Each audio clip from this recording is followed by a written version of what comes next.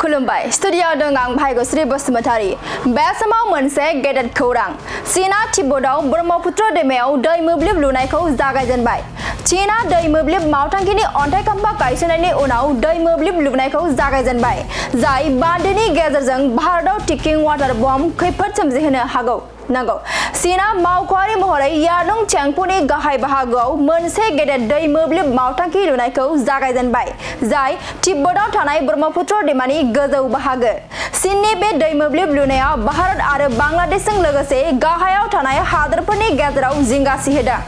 आरो बे दै मोब्लिबा आसामाव फैनाय ब्रह्मपुत्र दैमानि बोहैथिखौ गोहोम खोख्लैनो हागौ लोगोसे आसामावबो लाख लाख सुबुंफोरनि थाखाय खैफोद लाबोनो हागौ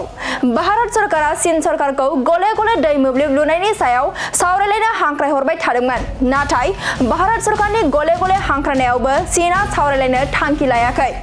आरो भारत सरकारनि खावलायसेयावबो चीन हादोरा दै मोब्लिब लुनायखौ जागायजेनदोंमोन चीना तिब्बताव ब्रह्मपुत्र दैमायाव दै मोब्लिब लुनायखौ जागायजेनबाय चीना दै मोब्लिब मावथांखिनि अन्थाइ खाम्फा गायसननायनि उनाव दै मोब्लिब लुनायखौ जागायजेनबाय जाय बान्दोनि गेजेरजों भारताव टिकिं वाटार बम खैफोद सोमजिहोनो हागौ नंगौ चीना मावख'आरि महरै यालुं चेंफुनि गाहाय बाहागोआव मोनसे गेदेर दै मोब्लिब मावथांखि लुनायखौ जागायजेनबाय जाय तिब्बताव थानाय ब्रह्मपुत्र दैमानि गोजौ बाहागो चीननि बे दै मोब्लिब लुनाया भारत आरो बांलादेशजों लोगोसे गाहायाव थानाय हादोरफोरनि गेजेराव जिंगा सिहोदों आरो बे दै मोब्लिबा आसामाव फैनाय ब्रह्मपुत्र दैमानि बोहैथिखौ गोहोम खोख्लैनो हागौ लोगोसे आसामावबो लाख लाख सुबुंफोरनि थाखाय खैफोद लाबोनो हागौ भारत सरकारा चीन सरकारखौ गले गले दै मोब्लिब लुनायनि सायाव सावरायलायनो हांख्रायहरबाय थादोंमोन नाथाय भारत सरकारनि गले गले हांख्रायनायावबो चीनआ सावरायलायनो थांखि लायाखै आरो भारत सरकारनि खावलायसेयावबो चीन हादोरा दै मोब्लिब लुनायखौ जागायजेनदोंमोन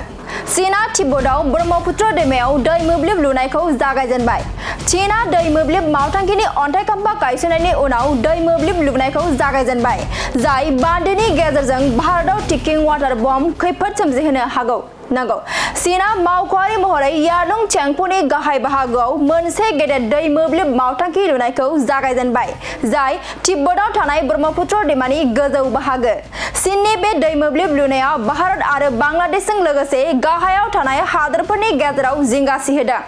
आरो बे दै मोब्लिबा आसामाव फैनाय ब्रह्मपुत्र दैमानि बोहैथिखौ गोहोम खोख्लैनो हागौ लोगोसे आसामावबो लाख लाख सुबुंफोरनि थाखाय खैफोद लाबोनो हागौ भारत सरकारा चीन सरकारखौ गले गले दै मोब्लिब लुनायनि सायाव सावरायलायनो हांख्रायहरबाय थादोंमोन नाथाय भारत सरकारनि गले गले हांख्रायनायावबो चीनआ सावरायलायनो थांखि लायाखै आरो भारत सरकारनि खावलायसेयावबो चीन हादोरा दै मोब्लिब लुनायखौ जागायजेनदोंमोन